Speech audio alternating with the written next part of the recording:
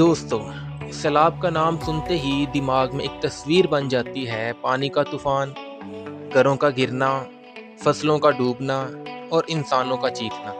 لیکن آج جس سیلاب کا ذکر میں کرنے جا رہا ہوں وہ پانی والا سیلاب نہیں ہے۔ یہ سیلاب اور بھی خطرناک ہے۔ یہ ہماری زندگی کے اندر گھس چکا ہے اور ہمیں خود بھی اس کا احساس نہیں۔ نمبر 1، موبائل کا سیلاب۔ آج ہماری ہر جگہ موبائل کا سیلاب ہے۔ ہر ہاتھ میں ایک سکرین ہے، ہر نظر اسی سکرین میں گم ہے۔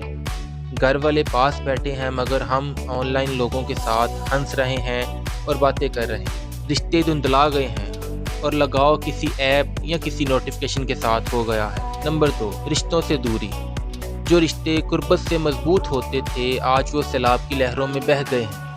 ماں باپ پاس ہیں مگر ہم ان کی قدر نہیں کرتے کیونکہ ہمیں لگتا ہے کہ ہم جدید سوچ والے ہیں۔ ہماری یہ نام نہاد جدید سوچ ہم سے وہ جذبہ